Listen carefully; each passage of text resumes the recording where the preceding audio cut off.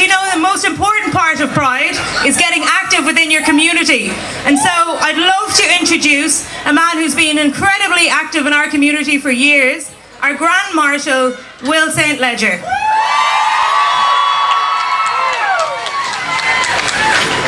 Happy Pride, everybody! Oh my God, look how pretty you are. Oh my God, let me just take a look. Woo. Are you having a great day? Oh my God. Well, one thing I want to say is, regardless of your sexual expression, regardless of your gender identity, you are a beautiful variant of a human being, and never let anyone take that away from you, ever. And for those people out there, and we know those people out there, the type of people who hate unicorns, you know who I'm talking about. You know who I'm talking about. We will not tolerate those people.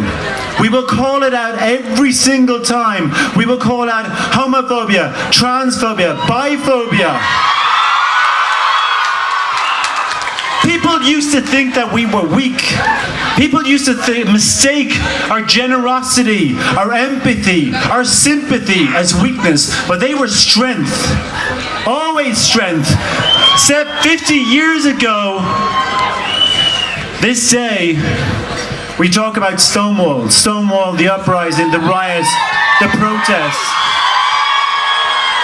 And it laid the foundations where queer people rose up and said, enough is enough, no more persecution, not now, not ever.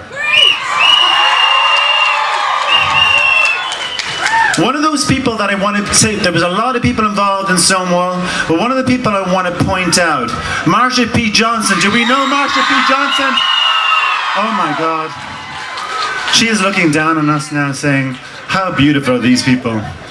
Marsha P. Johnson, now here's what's important. Not only she was one of the most prominent agents and one of those prominent people in the Stonewall uprising, the riots, but Marsha P.'s story goes beyond Stonewall in '69. Because at the time of her death in 1992, and not many people know this, Marsha P. Johnson was living with HIV and an activist with ACT UP!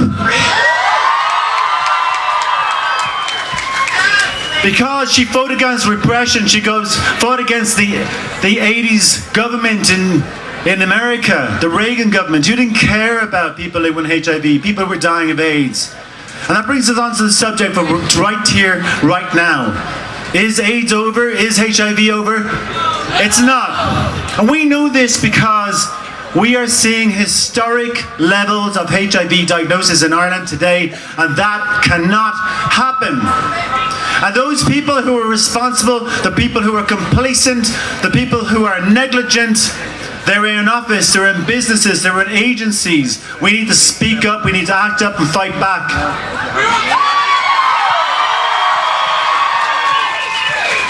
So before I leave, I want to tell you an amazing piece of news. And you'll probably see a lot of people around here with t-shirts today saying you equals you. Who knows what you equals you means? Do you know what it means? Okay. Some education. That's good. We like that. U equals U stands for undetectable equals untransmittable. Oh yeah, you know where I'm going. It is the absolute scientific certainty that if a person who is living with HIV is on effective treatment, they cannot pass on HIV to their sexual partners, and that is science, bitches! That's right.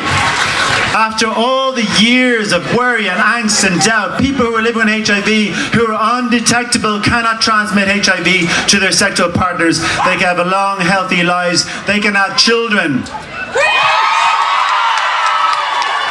Saying that HIV is not a death sentence anymore does a disservice to science. HIV is a treatable illness these days. You can live a long, happy life. But here's the thing, you can be treated for HIV, but how are we treating people living with HIV with stigma and discrimination? And we still do it to this day. And 25% of people in this country in the last survey think you can still get HIV from kissing. How stupid is that?